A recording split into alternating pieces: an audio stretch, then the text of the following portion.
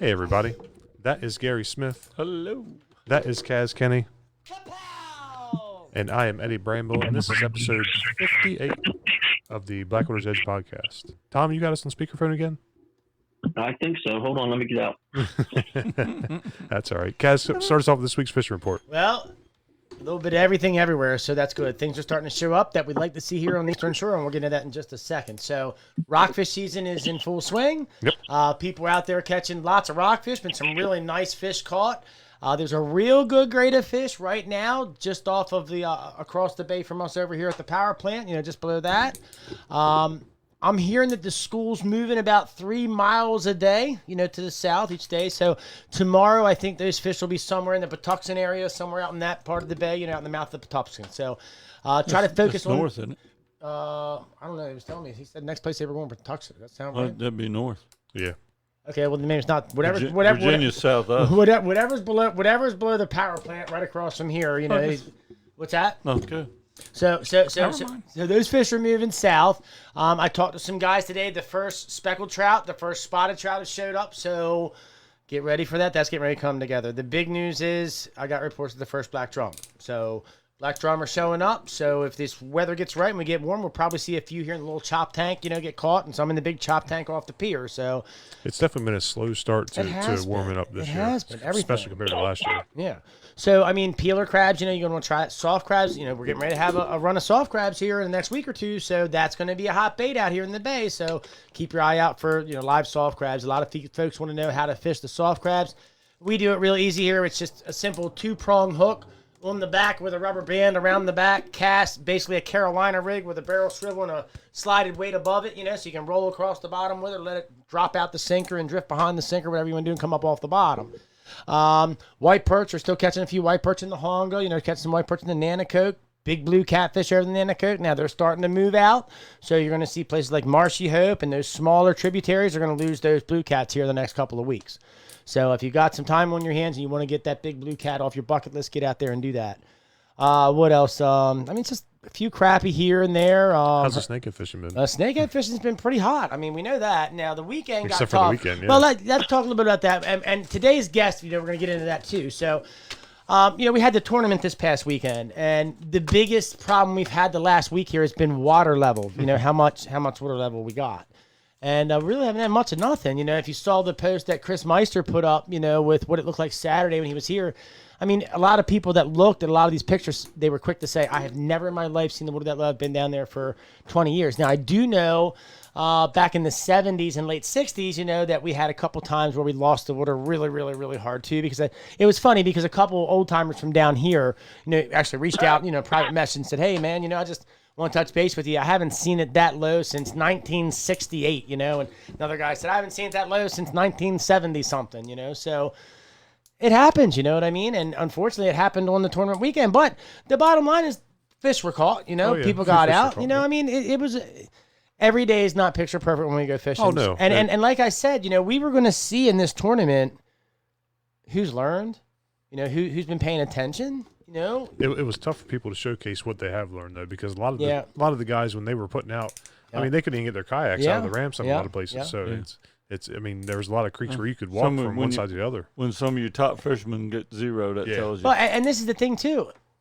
The other thing to think about here is this tournament's still wide open now. Oh yeah. You know, I mean, there's no solidified runner, if you want to say. You know what I'm saying? I mean, it's anybody's game now. Our guest has the lead right now, but, yes. but it's a slim lead for sure. I think you know, we talked to a lot of guys.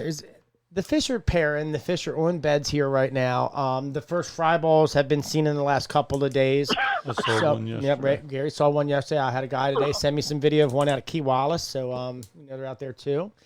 You know, if they're in that fry bowl, they're not eating, you know, you go back to the minnow, you know what I mean? Drop it right in there on them fry, man. You'll get one of them fish anyway, you know what I'm saying? At least you get something for your belly. I don't know, man. I mean, the baits have been working the best. I mean, so Eddie and Gary are going to be on Outdoors Delmarva this Saturday night. So again, I didn't get to go with them guys in the boat. You know, had the dogs, had the crabs, and everything else going on, and we certainly have thrown two dogs on the boat. Don't let him lie to you. Andrew didn't want him there. He was tired. He probably was. No, I'm just Yeah, kidding. got Kaz a fall for it. We only carry 3 people on the boat trip. So now I know what the only can get 3 in the boat trick's all about. I was wondering, that thing's about 10 feet wide. I think you get about 20 people in that boat, honestly. And you can put we were bottoming out when we had it. It took us probably a good half hour just to get out of Buttons Creek. So I watched some of the preview already, and I've seen it. And Gary, you look like you're on a mission, man. Just standing up, full throttle, man, throwing water behind you, rooster tailing, you know. He was throwing as much mud as he was throwing water, for sure. I wasted 50 years. I'm on it. Well, the good news is you guys connected with some quality fish, because we had some people that were like, oh, looks like you guys got a catfish problem, not a snakehead problem. So it's good to know we got some really, really good topwater action. And we've got Eddie's favorite bait that came through again. And we're going to talk about that bait today, too. So, you know, you got the bigger one, and you got that's the same place that goes his personal best. Yeah, that's right. And, you know, we've been talking about these elastics for a year, 2 years. You know what I mean? Yeah, I forget about COVID. I always lose track of that year. So, you know, these elastics, these are really, really hot baits, man. I mean, it reminds me of Stretch Armstrong. Remember little Stretch Armstrong? You just grab him and pull him all day long. What's the name? Tell us they're actually and I'm pulling, and I'm pulling, and I'm pulling, and I'm pulling. I'm just trying to show everybody quality, man. Well, like Gary said, I think Gary said this a couple episodes ago, but this is the same swim bait I've been fiddling with for 58 episodes now. It has not fallen apart. So I don't know what else. I mean, I could sit here. I twist it. I fiddle with it the whole episode. Your teeth are probably a little less aggressive than Snakehead's teeth. Well, yeah, my fingernails aren't quite as sharp as a snakehead. I've gone through about 25 ink pens, and that is still on the same swim on his first elastics. Yeah. We got a little bit left down there, but people have really been buying them. You know, my good friend Kyle was out yesterday, and you know, I'm going to show you what he was using yesterday. So using a pad crasher yesterday, popping pad crasher, right? So anyway, he messaged me at, I don't know, it was like maybe 2 o'clock. He said, man, I just got here, blah, blah, blah, blah. He says, I've already missed a few. He's like, this place is on fire, man. Now, he had never really gotten any frog fishing. We've been talking about frogs and how to use them and things like that. And like I told him, I said, the biggest key to this frog fishing is not reacting. You know, not just seeing that blow up and hearing that suck sound and just ripping the hook away. You know what I'm saying? Got to be a little bit more patient, you know, not, you don't want to give him 10 minutes. I'm not saying that, but when he hits that bait, a lot of times they're going to pull the bait under and they have not even gotten the mouth. You know, they have not decided whether or not they want to eat it. So I tell a lot of people, wait, count to 3 to 5. If you see bubbles after it goes down, yank it. Yank the hell out of that thing. You know what I'm saying? If not, he's holding on to it for movies. Yeah. So a lot of times they'll come in and like so he was telling me yesterday, here's something you want to look about with the pads with these fish, you know, or with bedding fish. You know, he was like, Kaz, you know, I'm casting to the bank and, you know, I got these fish that are running out, you know, 5 to 10 yards, just following out and turning around and going back. I said, well, it sounds to me like you're on some bedded fish there. Mm-hmm. And then the next call was, dude, man, I just hit one and it got off and there was one right next to it and you should have seen the one that was right next to it. So that tells me right then and there that you've either got pairing fish, you've got fish on beds, you know what I mean? Because these fish were uptight and he told me that, you know, every single one of them was coming out of a patch of grass. Now, sometimes they're not going to build that canopy right off the bank. Sometimes they'll come off the bank, you know, 5 feet, 10 feet, and then they'll deposit that weed or that grass around top of their, you know, canopy to protect their nest. So if you see that, you know, make a cast. If you see a patch of grass somewhere on a bank that you didn't see there before and it just looks abnormal, I mean, make a cast. What do you got to lose? You know what I'm saying? So if it looks like Kaz, cast at it. Yeah, and if he talks like me, hit him in the mouth. You know what I'm saying? So, so he got his PB yesterday, and I think that was like, it was over 8 pounds. I know that. But the good news was, let me just look here real quick so I'm not lying. Exactly how many he did have, because I mean he was just. This is my thing. We stayed on the phone last night talking for probably 30 minutes about his day. I still get as excited talking to somebody about their epic day as much as I did 5 years ago. You know what I mean? And here's the thing I always say, you know, when I'm not enthused anymore and it's not exciting to me anymore, I'm done. And some people will make it tiring and wear you out, you know, and then you want to be done. But the bottom line is, man, we keep coming back and we keep doing what we're supposed to be doing. But if you see these fish on the beds, you know, don't be afraid to cast at them. Frogs are real great right now. These hyperelastics, the thing I like about them is you can use them on a weighted hook. You can use them on an unweighted hook. You can use them on a jig head. You can use them as a trailer on a chatterbait. That blade, I mean, it just does something. Well, just like when we went fishing with Andrew, when I I tried for most of the morning. I was bouncing on the bottom because it cooled off the night before, and I thought they were going to be deeper than normal, and I wasn't catching any fish. And you were right. And then, well, I thought I was going to be right, but I wasn't. And then I changed the weight on it to a lighter weight, and went and just kept it close to the top the whole time. Didn't catch any fish. Well, then I went to I forget what size I went down to. But either way, I changed the weight to make it a little bit deeper, but I retrieved it faster. I was using the same weight I was bumping the bottom with, but it was retrieving it faster. So it was keeping it in the middle. Wasn't quite hitting bottom, but I wasn't on top. And that's when I caught both my fish on it. So you just got to keep changing up. You got to keep trying things. That's the only way you can. Colors and lures. Yep. What worked yesterday might not today. Exactly. You know? Yep. So I don't know if anybody can see that there, but that is his new PB that he got yesterday on that pad crasher. So, but yeah, like I said, we talked last night forever about that, his day and how it was and how he learned, and he said, man, I kept forgetting about the whole pause before you set thing. And I started thinking, I kept missing the fish. And then I could remember you saying, man, wait a minute, the bubbles, this, that. So he started waiting and counting down 3 to 5 seconds. Yep. And he didn't miss any more fish. Yeah. He wound up with, just so I'm not lying, I think it was 10 or so or something like that. He said, broke one off on a popping mouse. Damn, he was mad. Dropped $100 in Woolford store. That's easy to do. That's what he said. He said, here's my PB, a little over 8 pounds as far as I know. He said, I got 7 and 3 of the biggest are 6, 7, 8, 9 pounds. So, the big fish are here. So just keep looking around. I mean, I'm seeing a lot of big fish caught by people here locally. You know what I'm saying?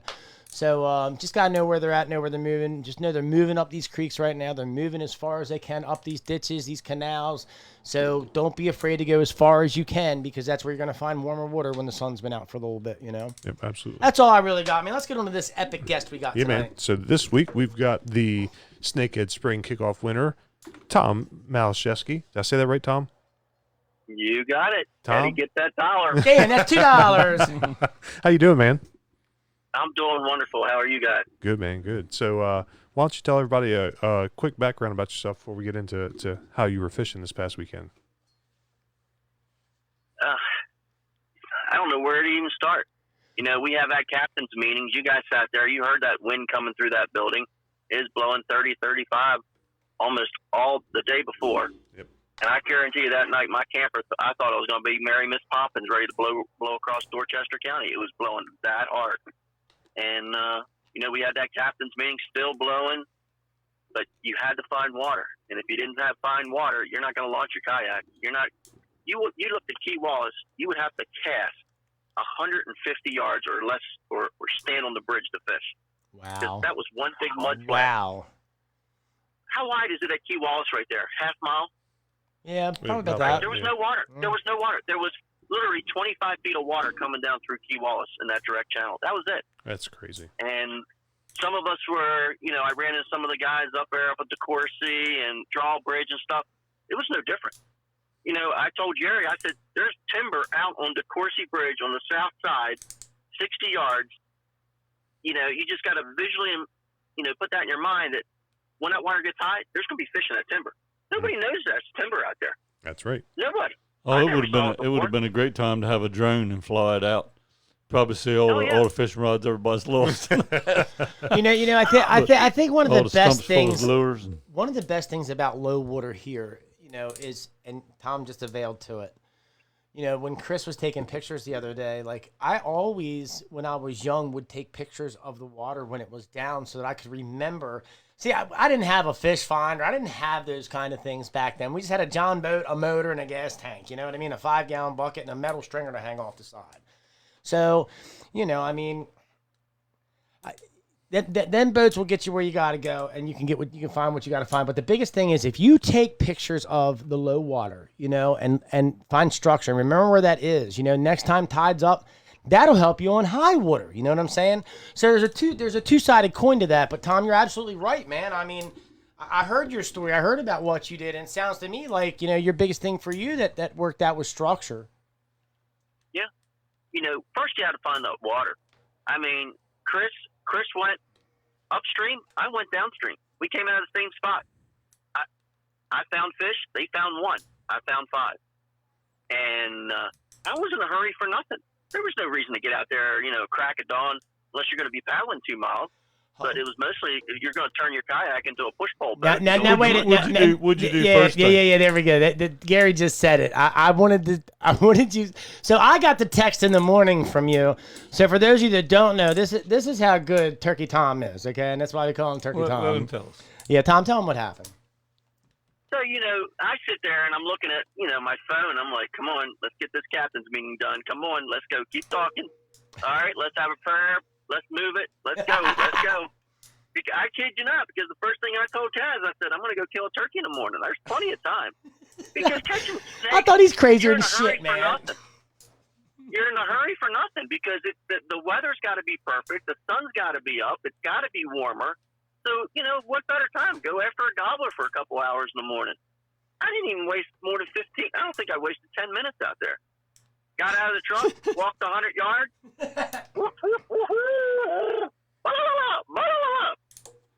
2 minutes later, it was game over. 6:09. I got a text. It was 6-something.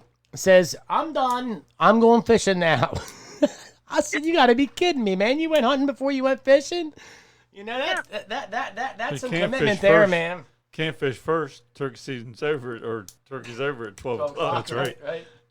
Right. So I was in a hurry for nothing.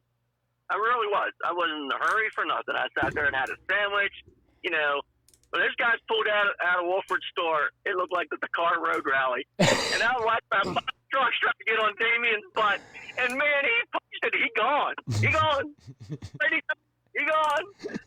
So, it is what it is. But it was a hard bite.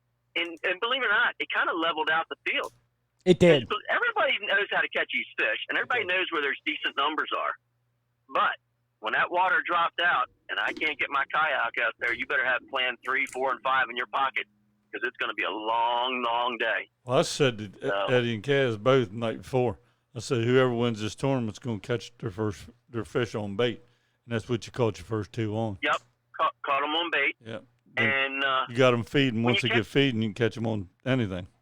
That's exactly what happened. And remember, I was in 3 inches of water. I wasn't even in a half a paddle of water. I finally found water that was about a foot deep.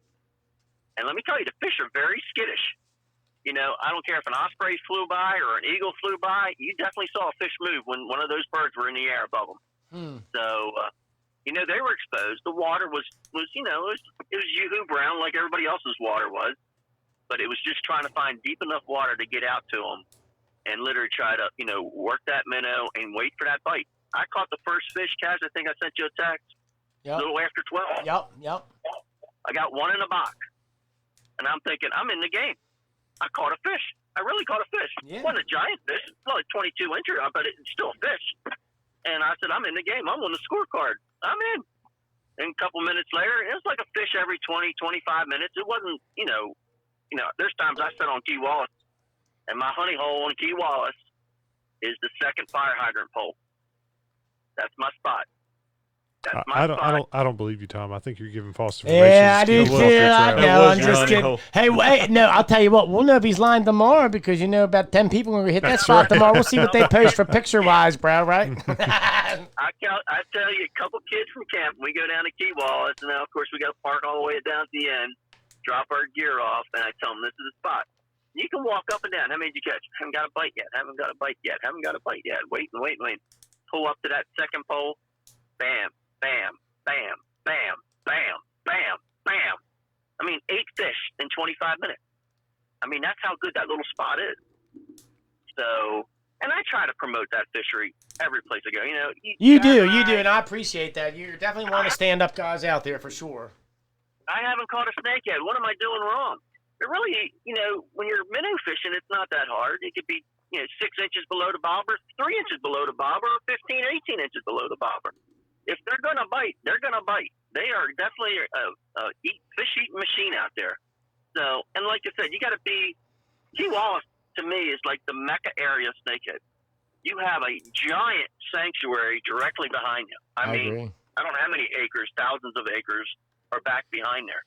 It's a natural sanctuary. Until Marcia lifts up the curtain for that back side, you're always going to see a flux of fish keep going upstream. They're going to keep going upstream, and that's why, there's lots of people that fill a cooler right there. They do 3, 4, 5, 6 fish every day. You're never going to hurt that fishery.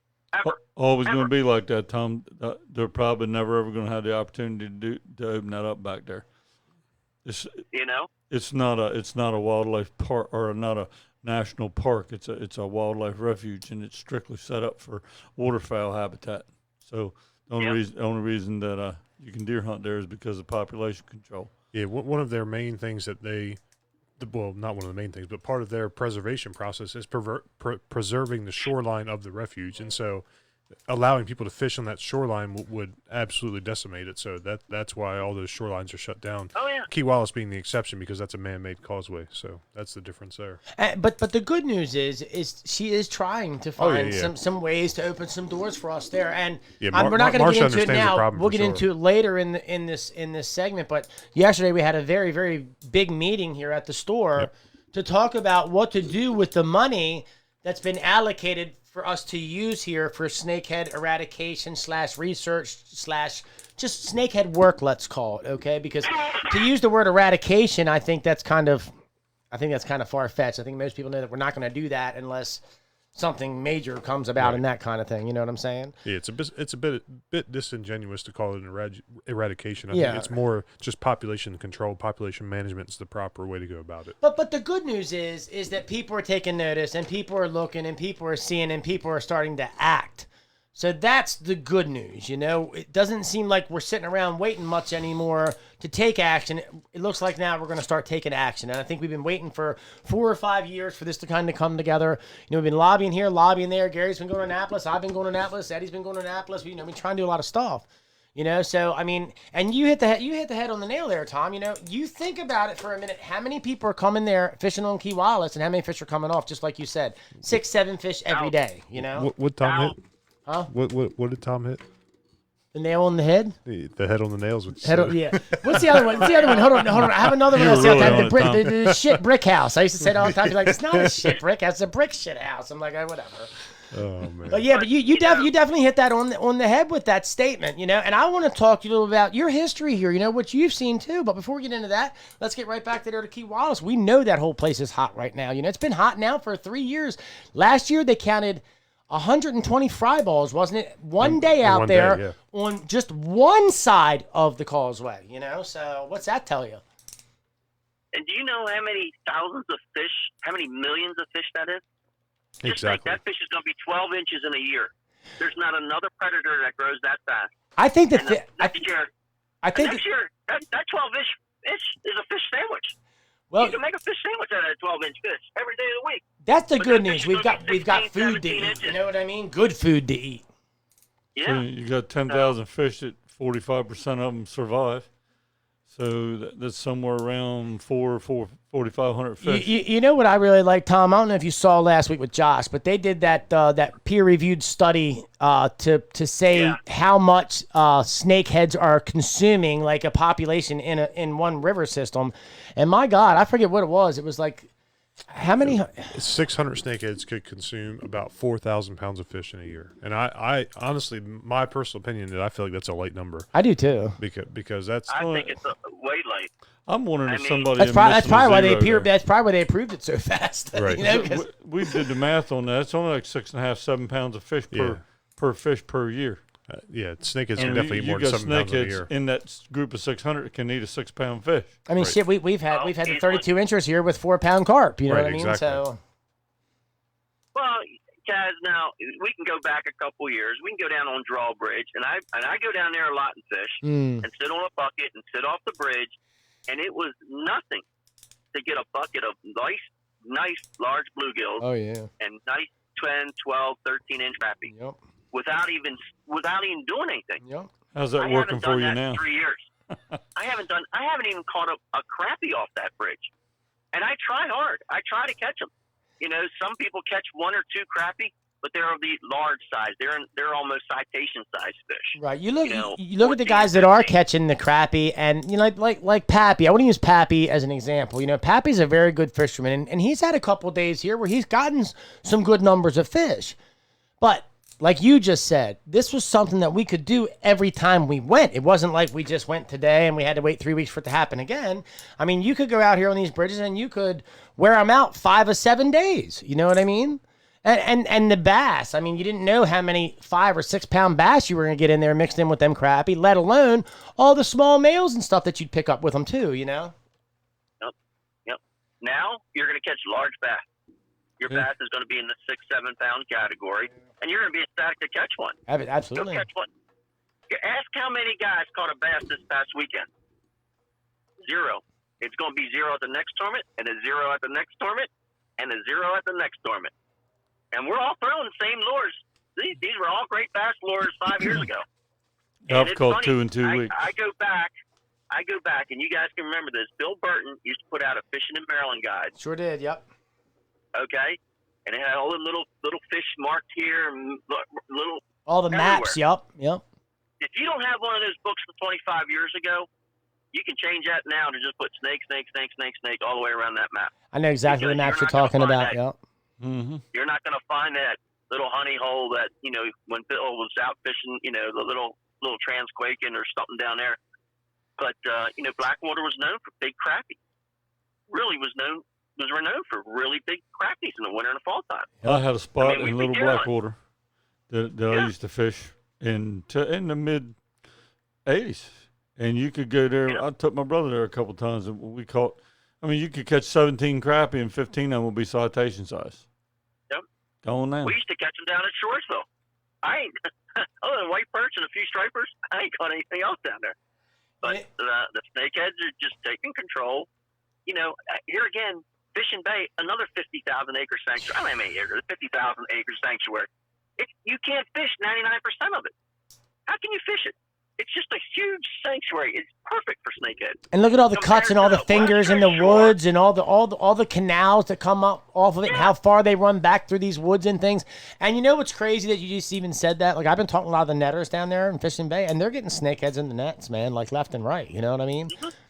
I really think that the whole salt question is going to come to a head, and I think the end result's going to be that. Yeah, they can survive in it now. You know what I'm saying? That they can not just survive, but they can thrive. When I got people down the causeway at Hooper's Island saying they're catching them, on a bobber floating the shoreline for rockfish. I mean, what's that telling you about salt? You know what I mean? And salinity. That's the bay. You look at the guys last year like Wayne Edwards and them guys, or Wayne Waters and them guys that were going out and they were shooting the rays at night, and the snakeheads were like hovering below the snakeheads, just below the surface. So I don't know. I mean, it's pretty crazy what we've watched. In some respects, it's pretty. I don't know. I don't want to use the word neat. It's almost like surprising, to see it unfold as fast as it has. You know what I'm saying? It seemed like it took like 8 years for it to really come together here. And you look at places up the bay, and you can touch on that if you want, Tom, because I know that you know a little bit about what's going on up there in the Susquehanna and things like that. So we look at how fast they populated Swan Creek. Look at how fast they populated all the areas around Aberdeen Proving Ground, Northeast River, Furnace Bay. I mean, you look at all these places where they are now, and all these places were once just major bass fishing areas, and it's really just tons of snakeheads now. I think that they just don't. I don't buy the whole I'm going to the movies and I'm eating popcorn and we're sharing seats and sharing our Twizzlers, snakeheads and bass and watching a 3D film or something like that. What about Skittles? They probably would do that. Yeah. I mean, I would. I mean, that's the only way to be, right? That's why they're not swallowing these popping frogs. They think they're popping corn. Holding on to them, take them to the movies. So Tom, talk a little bit about what you're hearing up there in the Susquehanna. I know we were talking a little bit before the show. Well, the river's hot, but it's all about water flow. We haven't got rain for a while, so the river's down. To fish that river, you got to find them back eddies, and they got to be large eddies. There's a large eddy up there on gate number 1, right underneath right on the corner. If there's hardly any water coming in, it's a nice slow pull. You got to get your baits in there. If you go out on the fishing pier, Conowingo put that new fishing pier in there. That south side's got a little bump out. You fish that bottom bump out, you're going to find your snakes. And they're good quality. I mean, there's 26, 28, and 30. I am blown away. I am blown away at some of the size of some of these fish. I mean, I've seen them. I've had quite a few sent to me over 30 inches. You know what I'm saying? And you know, you said you were about 8 years into it. We're probably into about 3 years. Right. Give us 5 years. We're going to be overrun with these little buggers like there's no tomorrow. I mean, I've already seen it. I fish Gray's Run a lot. I went catching, you know, a limit of yellow perch to, I don't think I've caught 3 fish out of Gray's Run this year. And there was one day I caught 3 or 4 yellow perch, and they weren't keepers. Right. You know, the mouth of gunpowder where I fished down there off of 40. I mean, 3 years ago, we get our bucket of crappies. We get some nice yellow perch. And it was funny. We get yellow perch, crappies, white perch, and then we could see the snakes showing up. And most of the snakes were in the 4 pound range. So they're probably 3 and a half, 4 year old fish. Yeah. But if you're already getting them at 24 inches, there's older fish in that. Absolutely. In that, you know, Joppatown, Mariner Point, all that stuff.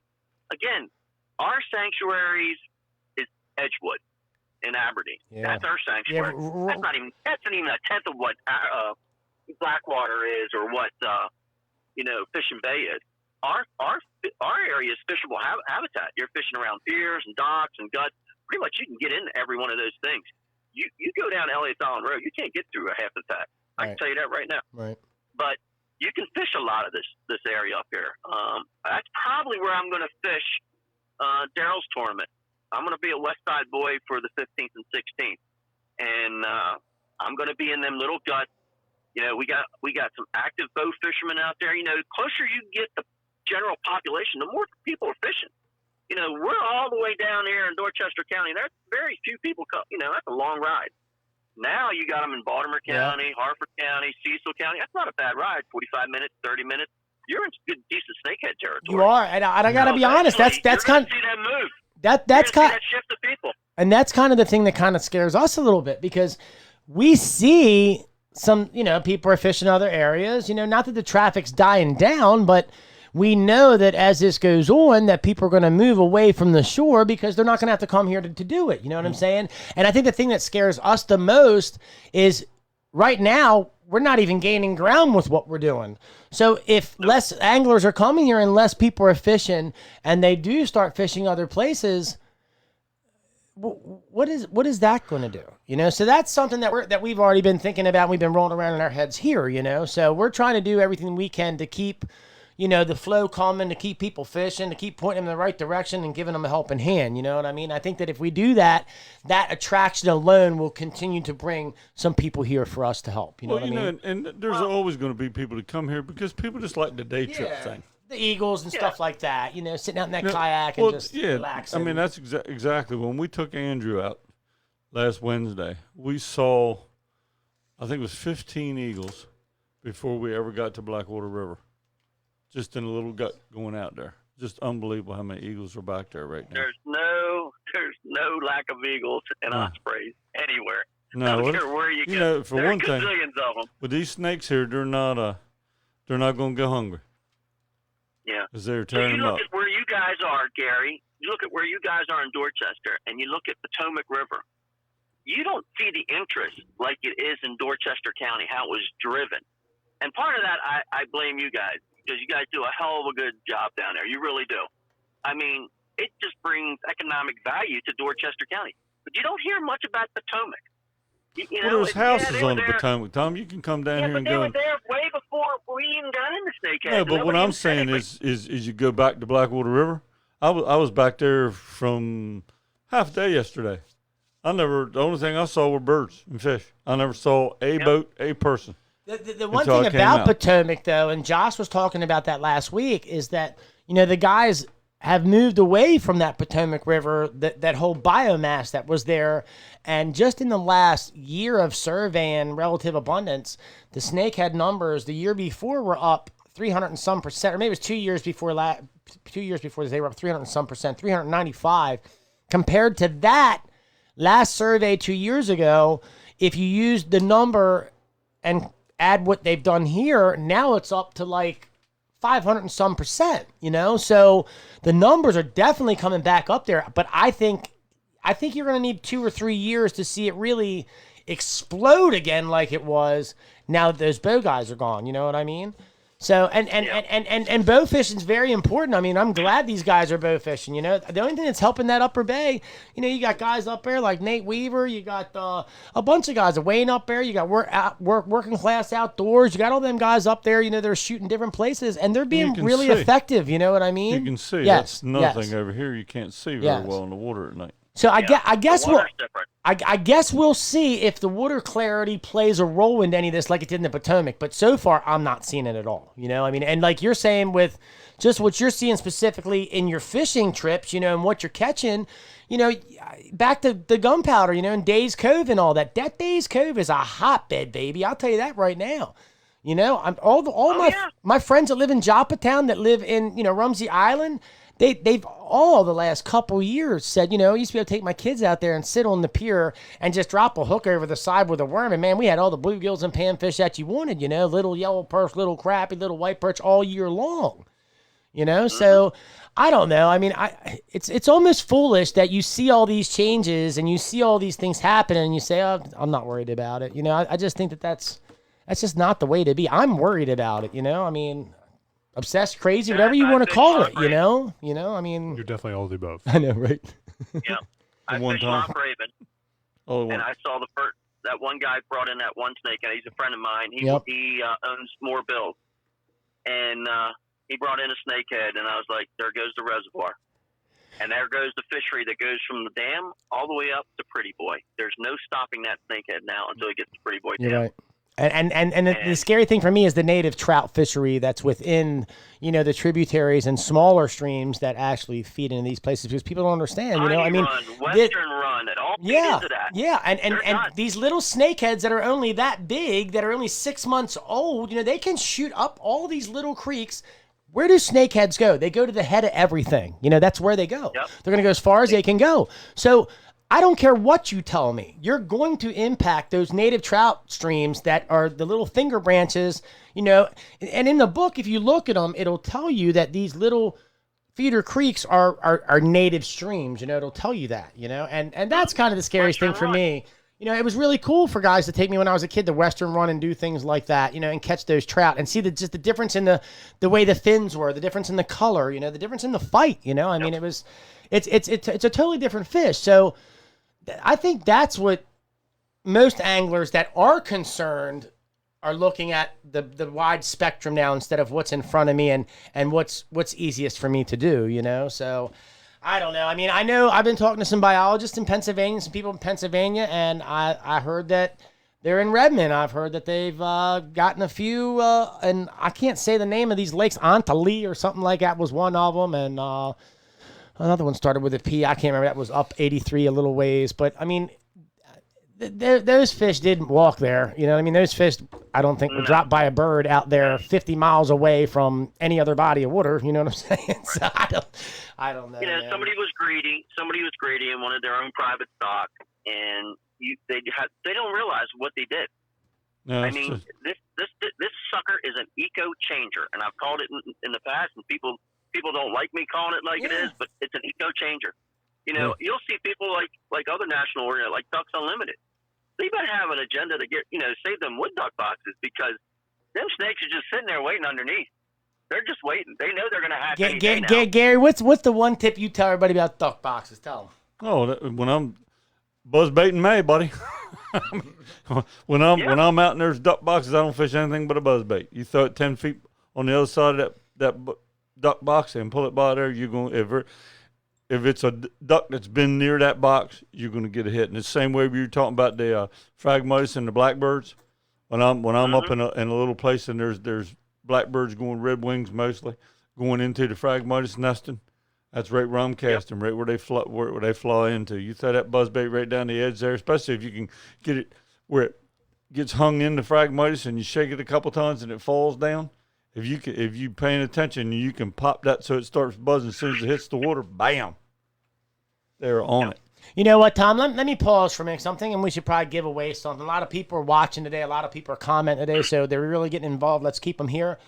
Gary, you want to give something away, and then maybe we'll let Tom give something away. Yeah. So why don't you reach over here into the grab bag and see what we got in that thing. Don't give away my Chex Mix though. I need that. What we got here? Ooh, hey, cute little. Oh, that's pretty. Here we go. Oh, here it is. Move my camera. Okay, now, so this bait here is from High Octane Baits. Yep. And we met with them last week, and we talked about some stuff, and we will be getting some orders into them this week. But if you haven't checked out High Octane Baits, make sure you check them out, High Octane Custom Baits. Check them out on Facebook, like their page. If you'd like to win that frog, Tom, what do you want them to say to win that frog? What can they say? I love the NWTF. I love the NWTF. So I love the NWTF. And if you don't know what that is the National Wild Turkey Federation. So make sure that if you're not a member of them, you might want to go join them, because Tom is a very active member in that organization. And Tom's going to give away something. So, Tom, why don't you go ahead and talk about something that you got there that you want to give? Well, let's go ahead and give away something. All right, let's go with your choice, a red NWTF hat or the gray solid NWTF hat. And I love Snakehead. I love Snakehead. Do two things.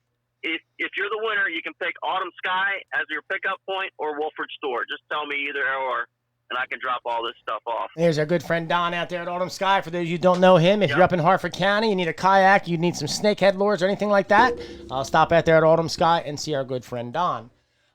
He's got that contest. Yep. Guys, he started it Tuesday. If you catch a snakehead, bring it up to the store. If it's the biggest fish of the week, you want a $25 gift card or $25 shopping spree, whatever you want, at the store. Runs Tuesday through Monday, but I know a fish went in the other day. It was pretty good. So if you're fishing West Side and you're close, money, winner, chicken dinner. It's right up the street, right up at Autumn Sky. Tom, I want you to. We've been talking about snakeheads and everything, and you do a lot more than just snakehead fishing. So I know that you're very active with the National Wild Turkey Federation. Why don't you tell the folks here what it is that you do for them? Maybe you might want to tell them about your banquet. You know, how they can maybe get some tickets to do that or something like that, or how they can join the National Wild Turkey Federation. So go ahead and take yourself a couple minutes. Tell them a little bit about that, what you do for them. So I became involved about 20 years going to being part of the Turkey Federation. I was just a banquet goer at first. And then as that core group got older and aged out, they were just going to turn in the towel. They had enough. They're in their 70s, and they just didn't want to do it. So I stepped up to the plate, and a couple other guys stepped up to the plate. We were actually in Zellman's funeral home around the round table with all these caskets for, and I'm sitting there going, I don't know if this is a good idea or not, sitting in the funeral home, playing out the Free State chapter destiny. But, 3 or 4 other guys stepped up to the plate, and we kept the chapter afloat. And, my first banquet, it's like anything else, you got to have somebody hold your hand. And we did like 120 people. It was awesome. The last banquet we did over 400. So it's grown and grown and grown. Just like with any organization, you build a network of new friends. And that's, when I take that F off the NWTF at a federation, I substitute it for family. Because it really is an NWTF family out there. It bridges a lot of gaps and stuff like that. You wouldn't believe how many people I've become friends with. I mean, my wife has a cluster of friends, like, God knows how many. But, Tommy has a circle of friends. But now with the NWTF, it's a huge circle. And that's probably the biggest thing that I gained out of it was great. I gained a lot of friends outside, be it in the hunting community, conservation community. A lot of these fishing derbies, yes, I'm Turkey Tom. That's Mr. Turkey Tom. I feel good. I feel really good about that. We're on hooking it. Elks Lodge, we got our little BB gun seminar type shootout thing going out with the kids. And there's 200 kids at the lake, at the Elks Lodge, catching bluegills. We're on hooking them. We're having a blast. So I got to ask you, Tom. Mentoring. Good. At your first banquet, you said you had 120 people. How many of them were in caskets? But I know Fred's up a deal. If you get on the other side of the grass, Freddie Zellman will take care of you. They got kids out there with nice goose inlays and nice deer head inlays. I was like, man, don't let the wife see this. But part of the Turkey Federation is getting out. And, I talked a little bit Saturday it's our youth. And I'm telling you right now, we're 2 generations away from losing everything. There's going to be a hardcore group of hunters, and we are. And, you know, Gary's not much older than I am. You know, I'm just coming up to 60. You know, he's got you beat by 20, bro. Yeah, whatever. He looks great. No, I'm just kidding. Oh, yeah. Right? He got me beat by 5, maybe. But, Six, actually. But it's aging out. You know, it's the grandfathers that are taking that next step. And as we age out, there aren't the grandfathers stepping up behind us. You know, Eddie's a prime example. That kid's going to be addicted to hunting and fishing. But there aren't that many Eddies out there. Right. You know, parents dictate the child's time. I mean, I can do hunter safety class courses and see 30 kids at this thing, 30, 40 kids at Isaac Walton. Right? There's only 1 or 2 that will actually follow up and get addicted to hunting. That's great. There's 1 or 2. But the amount of people dying out is tenfold that. Yeah, see, I don't. We had a number at the Turkey Federation conference. We had 19 million turkey hunters. In 2.5 years, we were down to 14.5. They didn't do anything. They're just dying off. They're just dying off. And they're not coming back into this thing. And see, I don't see it as the young generation now, Tom. I don't see them being the salvation of it. It's the ones that are just being born, the 2-year-olds and the ones that are going to be born in the next couple of years are going to be the ones to do it, because the ones that are old enough now to do it, if they're not doing it, they're not going to get interested in it. It's something you pick up from birth, you know. And you're hitting the nail right on the head. When you take a look at, like, say, your event on Saturday, how many kids did you see out there? Very few. Right, and there was a free youth division at that. Yeah. You know, it didn't even cost any money. You know, well, you know, we did talk to a bunch of parents here that were going to come, but they also decided it wasn't the best day for them to bring the kids out and put them in that kind of condition. So, we didn't want people driving from Baltimore to bring their kids here. Every tournament in 2019, I think the weather just deterred a lot of the parents from taking their kids fishing this past Saturday. So that's a big part of that. And the thing of it is, Eddie, you're hitting the nail on the head. The parent determines the destination. Yep.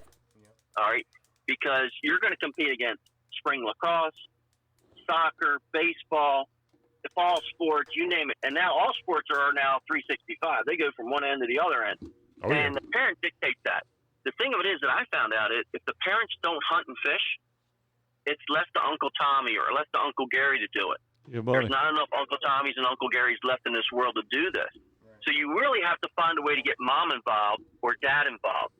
And that's the hard thing to do because they never got involved before. So once they get involved, that dictates the time. If they have a great time fishing, and snakehead, bluegills, and crappie are the best addiction to have out there. You're always having action. You're always catching fish. And it's the talk of the town. I guarantee a 12-year-old kid goes into high or middle school and says, hey, I caught 3 snakeheads this week. He's the talk of the class. You're right. Guarantee it. You're absolutely right. Well, it's funny. It's funny you're talking about how parents aren't taking kids fishing anymore. I think a lot of that is where they weren't interested in it when they were kids, or even if they didn't have a chance to go.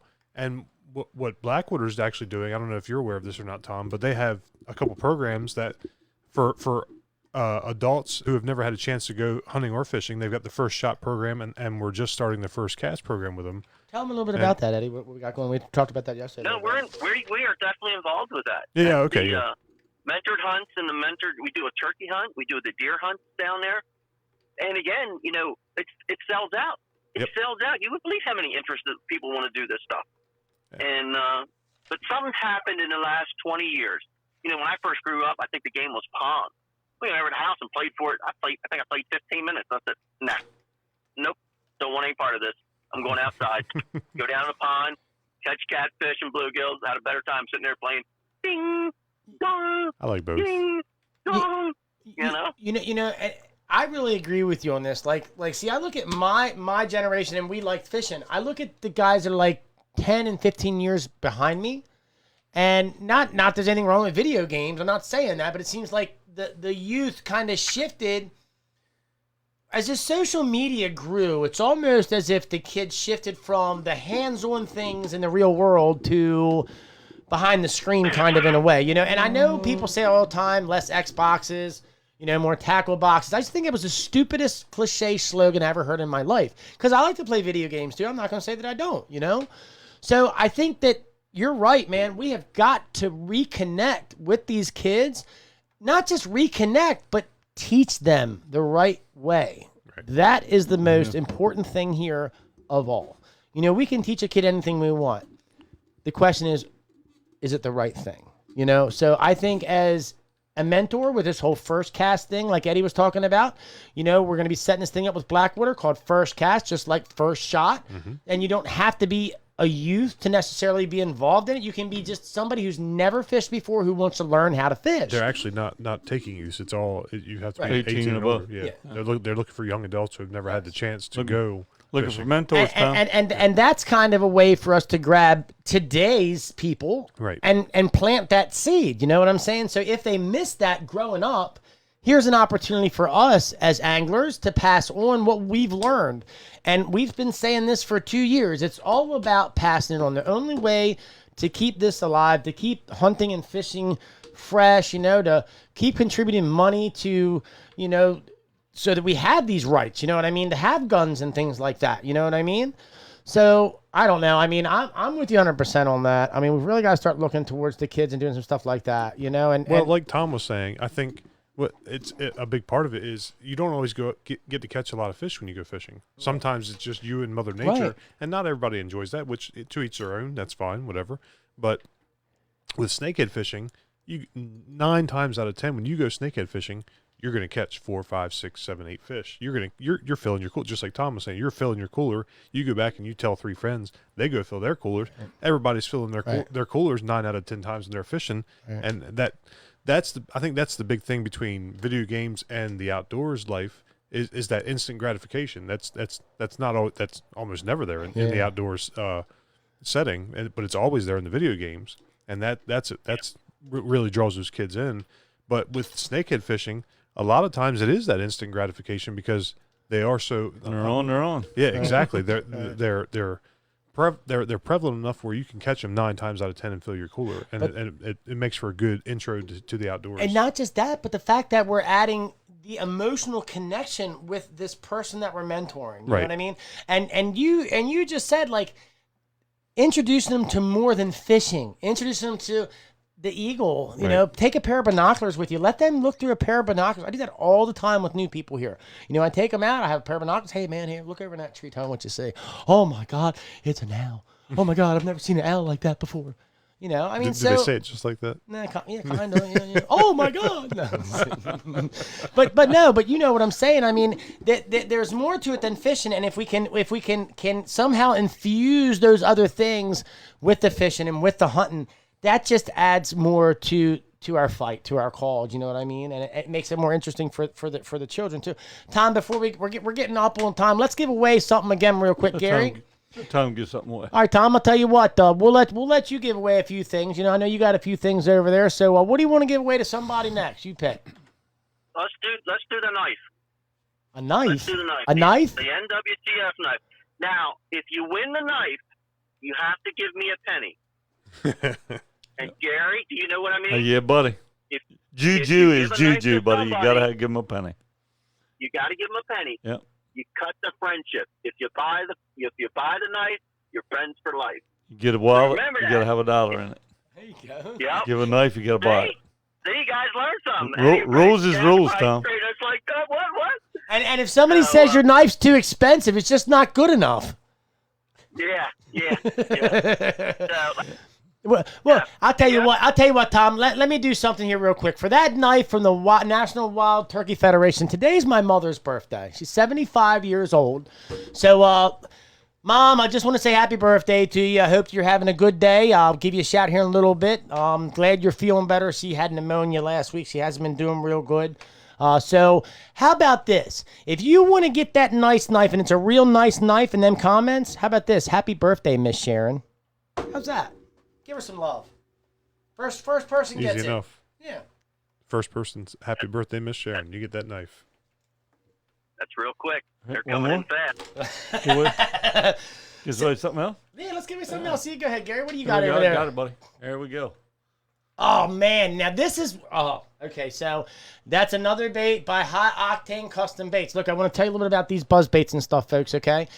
This guy's wire, I mean, he's really stepped up the game. This stuff is real high-quality stuff. We've been out throwing some stuff, checking out, see how it swims. So far, everything's running true. We're going to really put it to the test this week. So, Gary will be out a couple times. We're going to put a couple baits in his hands, let him take care of some things.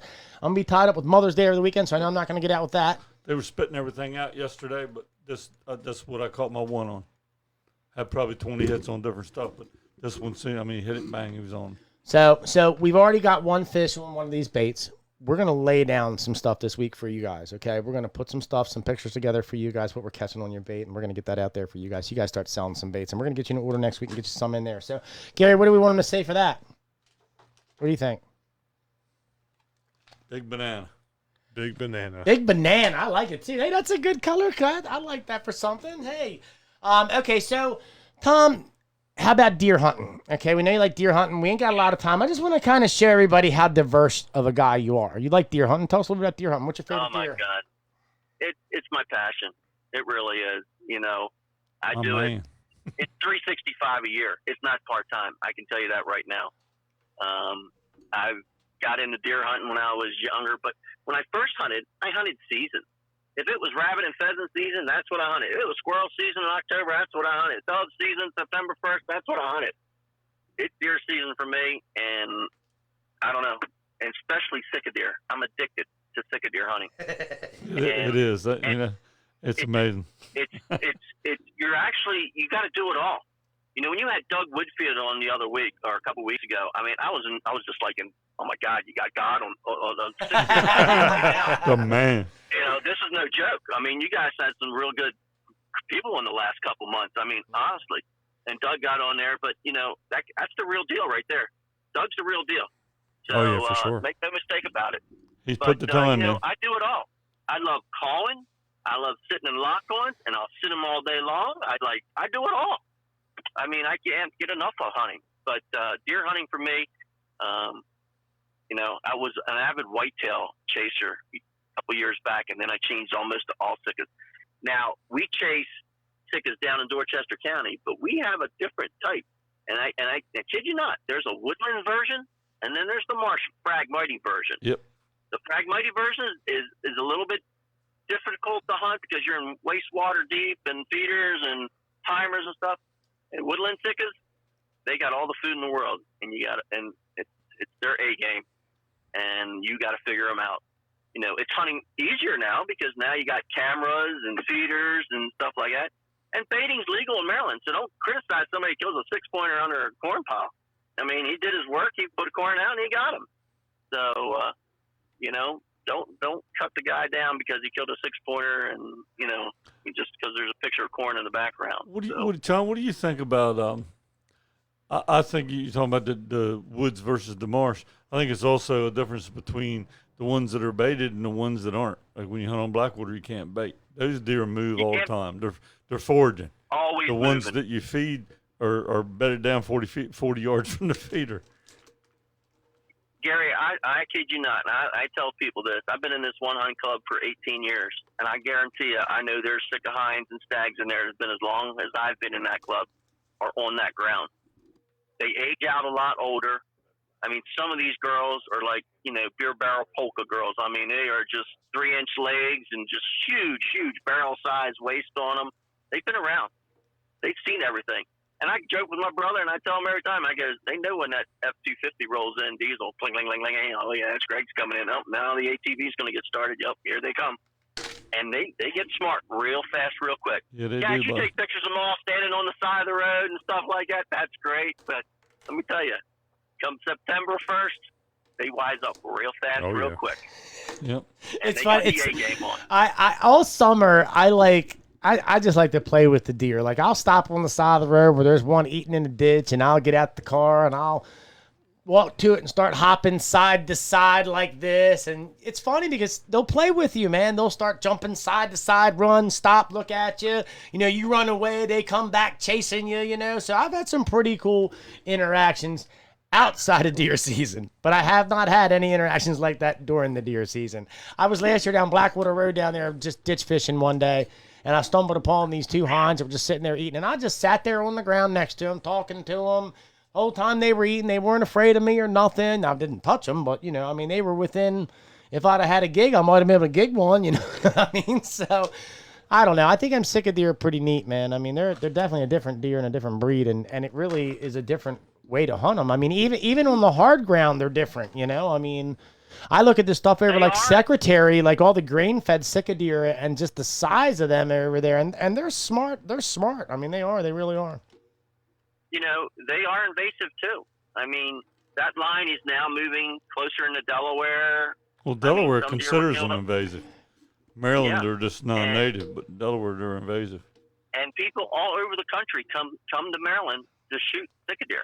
They really do. It's crazy. It's not a penned-in. This isn't penned-in Sitkas like they have in Texas. Right. I'll say that right now. Not at all. This is the real deal. I mean, you're going to give up 2 pints of blood to mosquitoes. Maybe 3. You're going to sweat. Jenny Craig couldn't work you out like this. I can tell you, you go Sitka deer hunting with me, take that 19-pound summit down Elliott Island Road, and I'll take you back to some of the best hunting holes you can get. Yes, You'll sir, never buddy. go back And there again. then you get one and somebody's hollering, "Come on, Peloton, you can do it." You get Come on. chiggers. Stay you with get me now. You're ticks. almost done. God, I've picked more ticks off of me in the last week than I have in the I'm last just talking year. about I ain't dragging kidding. them out, man. That dragging them out is brutal. No, you're not nothing new. Especially when you get older, there's no easy way out around them. You know, it's not only ticks, it's chiggers. I mean, I've never seen so many chiggers in my life. But, you know, if you're in the Sitka deer hunting, you're going to get them. Yeah, and buddy. if you don't watch it, you're going to get them good. You're going to get them from your ankles to your ears, and then you'll say, "Wish I'd never come down here." But no, but I do it all. And hunting and the Turkey Federation, I think I'm a better turkey hunter because I'm a Sitka deer hunter. You know, I've explored areas of fish and bait. I don't think anybody else goes back there except during deer season. When was the first time you ever went back in the back of Blackwater, Tom? Yeah. There's a cemetery down there off the Elliott Island Road. It's about 3 miles in the middle of the swamp. Yep, There's I know a school where bus it's at. back here. How'd their school bus get back here? I have no idea, but tell me, it's back in fishing. Ty was out low. That's the last time Ty was out that low, Tom. No, last week. I wonder how many school buses are down there this week. No. But when was the first time you ever went back into Blackwater River? Oh my God! Well, when I was little. God. So I mean, I'm not a shore person by any means, but I'm down here almost every weekend. And I can't get enough of the shore. I'm going to retire on the shore somewhere. Somewhere on the shore, I'm going to retire. And I just love the lifestyle down there. You know, it's great people. I mean, you know, when you live up here and you move away from all your friends up here, I feel comfortable going into someplace, Dorchester County, Worcester County, and setting up camp and finishing out my retirement days. I really do. We'll take you down here to Dorchester. Absolutely. Yeah, we'll take you, brother. Yeah. It's great people, great times. You know, it's the best. You look at Maryland geographically, we have it all. We have the ocean, we have a beautiful bay, and we got mountains. Where else can you go to find all 3 of those things? No, you can't. You can't find all of them in some places. So, but I will be down there the rest of my life in some shape or form. You know, I grew up in Maryland, stayed in Maryland, and I'm going to retire in Maryland somewhere. Or they chase me to Delaware, almost close enough. But Tom, look, man, we're about up out of time here. We're running over an hour. I want to ask you 3 questions about you before we go, and then we'll give away some crabs, and we'll close this thing out. Yeah, we got to announce our winners for the giveaways, too. That's right, for the winners, I got that fishing rod. Well, you know what? Let's do that. Let's do that real quick. Let's before we give away the fishing rod, let me ask you my 3 questions. Tom, what is your favorite burger? My favorite burger. Burger? Yep. Sitka burger. Okay. Jalapeno cheese, medium rare, on a Martin potato roll. What's your favorite ice cream? You running for office? Tillamook. What is it? Tillamook vanilla. Who makes that? I don't know, but it's great ice cream. I'm going to go find it now. I know that. Butter fat. Who cares? That's right. I can eat a half gallon every time. My last question: favorite candy to eat when you're in the tree stand? Snickers. You look like a Snickers. I know, doesn't he? I'd hate to see him hangry. I know that. I see him so happy all the time, you know. So. King size, not the little cheater little Halloween pack. The king size, the double bar. Nah, I take a pound bag with me, brother. That's why I do clean up all the Halloween, Easter candy, and save that for hunting season. All right, Tom, give something away, bud. Give away that rod. Yes, give away that rod. What they got to say? So talk a little bit. Talk a little bit about the rod before you give it away, so they know what they're getting. All right, two things. I'm gonna give two things. If you join the NWTF, all right, they have a promotion right now. It's a $35 thing. They'll give you a $25 rebate in a Bass Pro gift card. So you only join them for $10. All right. So everybody's trying to get all the organizations because during COVID, everybody dropped off the banquet, so nobody's re-upping. So here, if you guys want to join the NWTF, join any organization. Ducks Unlimited, Delta Waterfowl, Rocky Mountain. These are all great organizations. Get on board with them. Help them out. They really need more volunteers to help them out because they're the ones that are going to keep us going. They really are. So with that said, there's a 7-foot custom-made addiction baits. Daryl made these rods for me about a year ago. I have one left. It's a 7-foot custom specifically for snakehead fishing. It's got the micro guides through it. It's got the NWTF logo on there. It's got the Maryland State flag wrap on it. And Daryl made these personally. Now, as you know, Daryl doesn't make rods anymore. They went to I can't say the guy's name, but Matt. He was at the tournament. Matt with the beard. And Matt Fletcher. Yep. So and he's building some beautiful stuff. Stuff. So this is one of 6. So you're getting the last one. So I don't know. What do you guys want to do? Whoever spells my last name in a text to Kaz gets to win that fishing rod. So are they texting it to me on my phone? Is that what we're doing, or are they leaving it in the comments? They'll text it to the podcast. Okay. Spell my last name, you win that fishing rod. Put it in the comments. First person to put in the comments Tom's last name spelled correctly, you win that rod from Daryl Williams. Let me tell you what, it's a nice rod. It's over $200 rod, so it's a phenomenal. Nice custom rod. If I remember right, these were the rods that we got last year or that we were going to do for that whole turkey thing, and we were going to help you with that. Is that what that was from? Yep. I remember that, and we had to cancel that because of COVID. We just couldn't do anything during COVID. I'm in Harford County, so I do Harford, Baltimore, and Cecil County. Right, our banquet is July 24th. It's going to be a bull, shrimp, and chicken roast type thing. We're going to give away. When we did 400 people, we did 70 guns in a giveaway. We're probably going to be around the 200 range because of COVID and stuff like that. We just want to have enough room in there so nobody's on everybody's lap and everybody's going to be safe. So as the numbers keep going down, I'll have a smile on my face when we get to probably the middle of June. Hopefully we're down below 1%, and then we're full throttle now. So it's July 24th. You can look us up on the NWTF site. It's at the Harford County Community Center. So if you want to come see me, we're going to have a blast. We're giving away kayaks, ATVs, guns, and more guns. Amen. It's a blast. If you haven't been to one of mine, this is one that you won't want to miss. Tom, do me a favor. Can you get us some tickets or some flyers down here to put on on the counter down here for you to help you out? Absolutely. I can get a flyer down there within a week. I'll probably be down not this weekend because it's Mother's Day weekend, so don't get myself crucified here. So I'm going to cut the grass, weed the mulch, and all this other stuff. I'll get it all done in 24 hours. So, but no. You guys do a hell of a job trying to get the public aware of what's going on. And, I'm glad I'm part of it. I really am. We're grateful for you. I know that. We're grateful. We're grateful. It's all about crossing trails, not game trails. Yep. But, Kaz, I guarantee you, we probably fished on Drawbridge Road 7-10 years ago. I look at your pictures and like the face is so familiar to me, So I agree. I'm there next to a guy whacking fish after fish.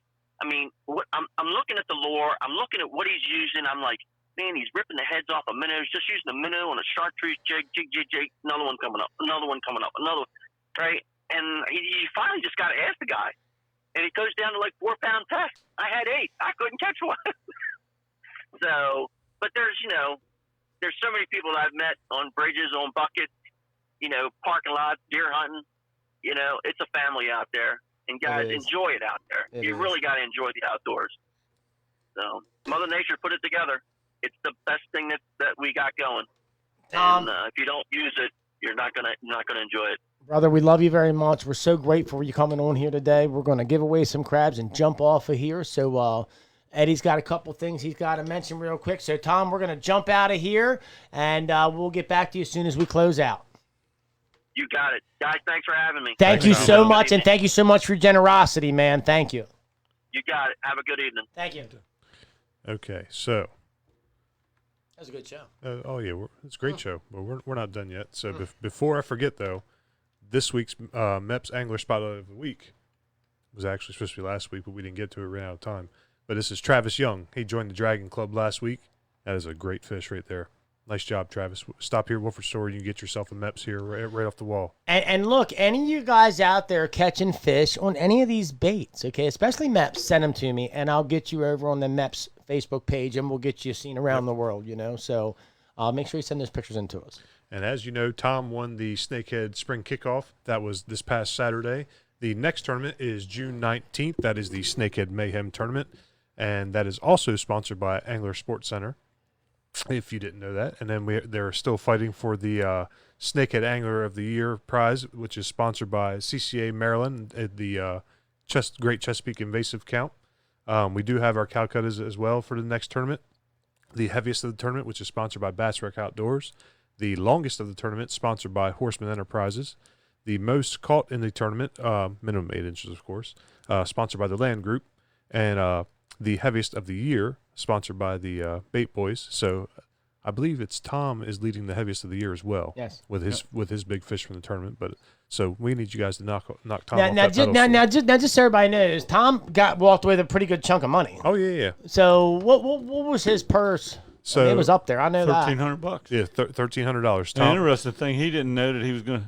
No, he didn't know it was in for the money. He thought he was in for points. That's right. Points count towards the contest at the end of the year. Tom wants that Angler of the Year. He definitely does. But yeah, $1,000 went to the first place, and then $100 for each of the Calcuttas that he won for sure. So, and then so for those of you who didn't see the tournament live, we didn't have any kids turn in fish, which we talked about earlier, but which we expected that with the bad weather. So all of the kids' prizes were rolling over into the next tournament. Kids still fish free, of course, and that's sponsored by Roy Bradshaw's Body Shop. Let's see what else we got. Oh, we got the Snakehead Club coming up. Yes. May 19th. I still don't have the signups online yet for that. So what we're going to do is we're going to have the signups at the door. So here's how we're going to do it. If you sign up at the door for this meeting on the 19th at the American Legion here in Cambridge, right on Route 50, if you sign up and you pay your $50, what we'll do is and you want to enter in all 4 tournaments, because we said if you fish all 4 tournaments, you get in the club for free.